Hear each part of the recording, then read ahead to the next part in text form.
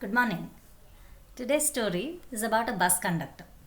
Okay, so the bus conductor would always go in a particular bus, and one day a big, hefty man, really tall and strong, he got into the bus. And as soon as he got in, he looked at the conductor and said, "Big Ben does not pay," in a harsh voice.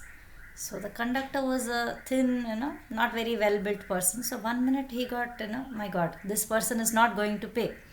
That's what it means, right? When you say Big Ben does not pay, then it means he's not going to pay. So he got scared, and he didn't have the courage to say, "Why don't you pay? You have to pay the bus that amount, ticket money."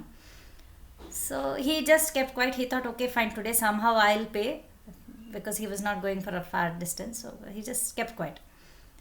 The next day again the same person got into the bus, the same hefty, the really strong looking, rowdy like looking person got into the bus, and again in the same rough voice he said, "Big Ben does not pay."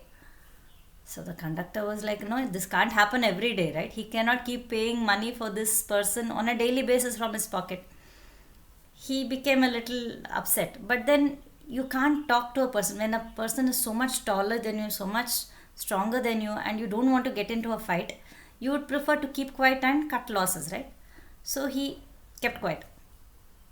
But in his mind, he was not feeling happy. He was thinking, okay, I should find a way out for this. If this guy starts coming every day, and every day he says, "I'm not going to pay," then who's going to pay for him? Somebody has to pay, right? If he does not pay and the conductor does not have the courage to ask that man, the conductor will have to pay from his pocket. And how long will he pay? So it doesn't work. So he said, okay, let's see one more day. Tomorrow, if he comes, then I'll have to do something about it. The next day, again, the same drama repeated. That person got into the bus and said, "Big Ben does not pay." And the conductor, again, he didn't get the courage to ask, "Why not? You have to pay." So he decided, okay, I'll do one thing. Since the only reason I'm scared is because he's so tall and hefty, and I am thin and not so strong. So I'll start taking karate classes. And I'll have that, that little courage to stand up against him and ask why you will not pay. So he enrolled for a karate class after his regular work hours, and he paid money for the karate class, and he said, okay, after 10-15 days I will have the courage. And so he regularly attended class. Every day the same thing would happen, and he would say, okay, fine, Monday I will get back to you. Monday I'll take the entire money back from you. This kept going on in his mind. And after 15-20 days he got a little courage, and then the same thing happened. That guy got into the bus and roughly he said, "Big Ben does not pay." And immediately this conductor, in a louder voice, he stood up and said, "Why not?" So immediately that guy said, "I have a pass." Quite an anti-climax, isn't it? He had a pass all that time. That is why he said he would not pay. And he is tall and hefty is not his mistake, right? And his voice is also rough. Again, that is not his mistake. So where do you think the problem was? The problem was not there at all. It was non-existent. The only problem which was there was in the conductor's mind, where he thought, I am tiny, I am meek, I will not be able to talk in front of a person who is taller and heftier than me. And so the first problem, the conductor thought he had a problem. He thought he is too meek to talk to the hefty guy. All he had to do was ask. The first day if he had asked why, probably in the same rough voice, that man would have said, "I have a pass."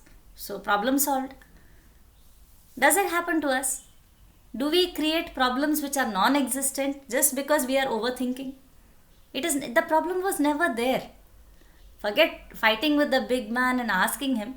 It was a non-existent problem, which this fellow, this conductor, created and built up.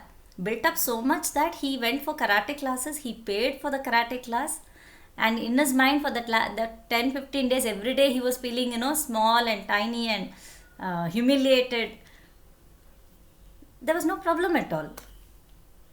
Think about it. Do we also do the same? Do we use our mental powers to create problems instead of solving them? Good thought, right? Maybe we should make a change and switch from creating problems to solving problems. It will make life a lot easier, isn't it? Bye.